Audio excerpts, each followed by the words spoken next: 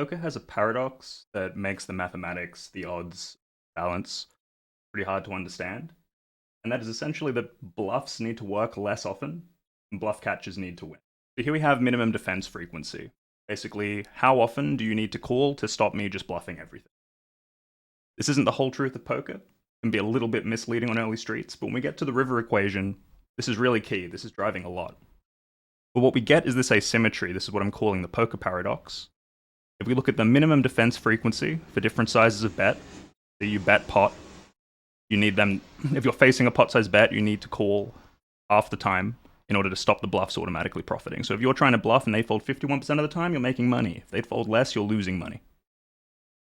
Imagine they're folding 50% on average and you have a blocker, you're making money. Makes sense. We see that show up in Solver. If our opponent is defending balanced or over defending, if our opponent isn't over folding, the optimal amount to bluff for a pot size bet is 1/3 of the time. So if we're bluffing a balanced amount of the time, our opponent can't really call pure bluff catches. Our opponent can't really call a hand without removal. So what's the implication of this? So in practice, unless you know your opponent is over bluffing, you don't get to do much pure bluff catching. If your opponent is balanced or under bluffing, you only really call hands that beat value, or you only really call hands that block a certain amount of value. And we see this happen in the solver. If you look to the river in theory, and if you look at the data, whenever you get something like a triple barrel line, whenever you get something like a check raise, check bet line, with few exceptions, there isn't much, if any, pure bluff catching. It all comes down to blockers and actually having value hands. So, like what was GTO, bet.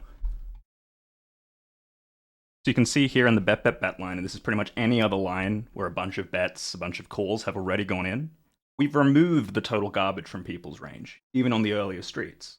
Huge amounts of the range are hands like top pair or at least second pair. Why you can make money redlining is in certain spots, it works differently than a lot of players have too many weak hands and not enough strong hands. And so you'll see players getting to the river with too much ace high, too much trash, too many weak pairs, and then they're going to struggle to defend enough. Because the more you cap your range, the more you don't even have strong hands to be raising when my thin value is betting, the more all of my thin value just becomes pure value, and the more I'm allowed to bluff, I'm able to polarize a ton and simply take the pot down. So this is what's going on in theory. This is what people are missing, and I hope this has illuminated something for you. The last thing I'll show you, and again, credit to Patrick Howard at Mobius Poker, exposed me to these ideas initially. This is the EV of a pot size bet, so essentially bluffing, when you get an overfold of 5% for each size. So instead of folding half the time to pot size bet, they're folding 55. Instead of folding 80, which is the minimum defense, the 1 minus A, for a 4 times pot bet, they're folding 85%. And you can see that even though this is like a bigger number jump, relatively, 40 to 45, 80 to 85, the EV goes up much more. Basically, as soon as they start to overfold for a bigger bet, you start to make more money. And they're going to start to fold more meaningful hands. They're not, as you're going bigger, they're not really folding trash and bottom pair as much. You might even be getting them to fold top pair. So once again, this is the theory. In reality, we expect to get called different amounts for different sizes in different spots. So this is why you don't get a clear answer to every question just by looking at like the math and MDA or something like that. But again, inverting this, talking about the poker paradox, the difference in odds on offense and defense. If they're over bluffing by 5%, it doesn't impact your EV that much. If they're going to go 49% bluffs instead of 44 for a big pot, get 9%. If they're over bluffing by 5% for this 1/3 bet, win 6% of the pot. That is a difference. It does matter. But the inverse is true. I mean, it does impact it, but it impacts it a lot less than you would think. Because on defense, we're very focused on, the amount of money that's already in the pot that we're sort of winning back. That's the thing. Whereas the bluff never has to go in. The bluff's comparing to 0. We're comparing to being robbed. So yeah, this is where like hero folding can be risky. Not protecting your ranges can be risky. But you almost never have to be doing any crazy god mode to be playing super high level poker. Again, there's a lot more layers to this. If you want to apply this to your own study, I would suggest looking at the river, playing around with like what you expect the actual ranges to be and what you expect the actual responses to be. And then figure out yourself what sizes you want to use, especially a standard. Try to pick a few standard sizes.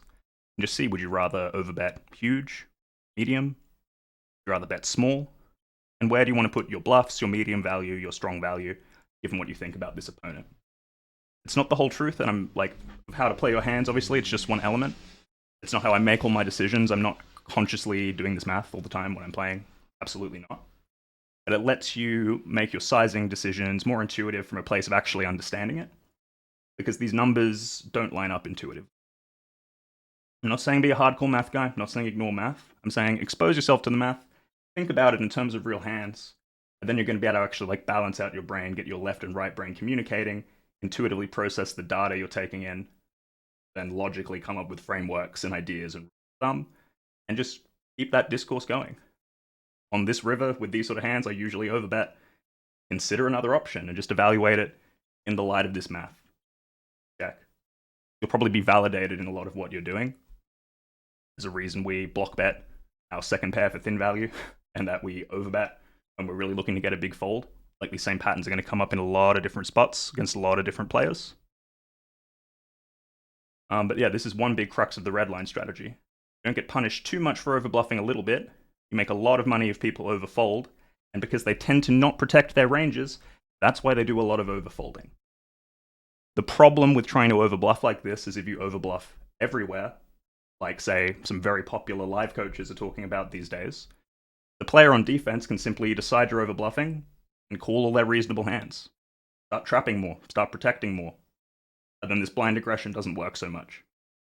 At low stakes, you only have to really worry about just like running into it accidentally. Like they have a better, more protected range than you would think, and your line doesn't really make any sense. You're just putting in too much money with too weak a range. But mid to high stakes players, sophisticated players, are able to pick up on when this just doesn't make sense, this is incongruent, or simply realize that you're doing it way too often. Hence, poker remains a beautiful dance that will never be solved. Luck.